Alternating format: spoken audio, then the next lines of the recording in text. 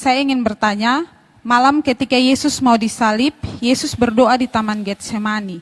Dan saat itu dikatakan bahwa dia begitu ketakutan. Sampai malaikat juga berdoa kepadanya. Nah, pertanyaannya adalah, mengapa dia takut? Yang pertama itu. Lalu yang kedua, dia takut kepada siapa? Bukan malaikat berdoa kepadanya. Malaikat bahkan memberi kekuatan kepadanya, ya. Kalau kita melihat memang Yesus dikatakan sebagai takut. Matius 26 ayat 37 dibilang, maka mulailah ia merasa sedih dan gentar. Lalu juga di Lukas 22 ayat 44, dia sangat ketakutan dan makin sungguh-sungguh berdoa. Dalam Markus 14 ayat 33 dikatakan bahwa dia sangat takut dan gentar. Jadi memang Yesus itu mengalami ketakutan pada saat di Taman Getsemani itu. Selain pernyataan-pernyataan eksplisit bahwa dia memang takut, ada juga hal-hal lain yang memang menunjukkan bahwa Yesus memang mengalami ketakutan. Misalnya dalam doanya di Matius 26 ayat 39 itu dikatakan, maka dia maju sedikit lalu sujud dan berdoa, katanya, ya Bapakku, jikalau sekiranya mungkin, biarlah cawan ini lalu daripadaku. Biarlah cawan ini lalu daripadaku. Lalu dalam Lukas pasal 22 ayat 44 dibilang, dia sangat ketakutan makin bersungguh-sungguh berdoa, peluhnya menjadi seperti titik-titik darah yang bertetesan. Dan ini jelas suatu tingkat ketakutan yang luar biasa. Nah, kalau ditanya sekarang adalah mengapa Yesus takut? Jelas di sini kita memang percaya bahwa Yesus itu adalah Allah dan manusia. Yesus Allah dan manusia, seperti sebelumnya dalam episode 1 sudah saya jelaskan bahwa ada hal-hal dalam Yesus yang menunjukkan kealahannya, ada hal-hal yang menunjukkan kemanusiaannya.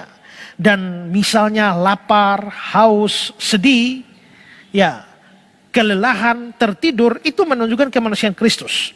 Maka dalam hal ketakutan itu juga menunjukkan kemanusiaannya. Jadi bukan Allahnya yang takut, tapi kemanusiaannya. Nah, mungkin yang saudara tanyakan tadi adalah, dia takut terhadap apa? Ada yang menafsirkan bahwa Yesus takut mati. Tapi benarkah Yesus memang takut mati? Saya kira tidak. Kenapa? Karena dalam Yohanes pasal 10, 17, 18 dia bilang, aku memberikan nyawaku untuk menerimanya kembali. Tidak seorang pun mengambilnya daripadaku, melainkan aku memberikan menurut kehendakku sendiri. Aku berkuasa memberikannya, aku berkuasa mengambilnya kembali. Jadi jelas Yesus bukan takut kepada kematian. Karena dia sendiri sadar bahwa dia memang datang ke dalam dunia, itu memang untuk mati. Nah, kalau begitu dia takut pada apa? Dia takut pada murka Allah yang akan menimpa dia saat dia menanggung dosa umat manusia. Dia takut terhadap murka Allah. Dari mana kita tahu bahwa Yesus takut pada murka Allah? Dari Matius 26 ayat 39 itu. Ya Bapakku, jikalau sekiranya mungkin, biarlah cawan ini lalu daripadaku. Nah, kata cawan, dia bilang biarlah cawan ini lalu daripadaku. Kalau kita survei ayat-ayat Alkitab, maka kita akan tahu bahwa cawan itu seringkali juga dihubungkan dengan murka Allah. Misalnya dalam Wahyu 14 ayat 10. Maka dia akan minum dari anggur murka Allah yang disediakan tanpa campuran dalam cawan murkanya. Dalam cawan murkanya. Lalu Wahyu 16 ayat 1. Dan aku mendengar suara nyaring dari dalam bait suci berkata pada 7 malaikat, pergilah, tumpahkanlah ke 7 cawan murka Allah. Atau ayat 19-nya.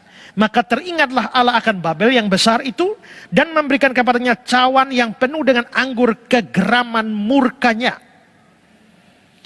Ayub pasal 21 ayat 20. Sebaiknya matanya sendiri melihat kebinasaan, dan dia sendiri minum dari murka yang maha kuasa.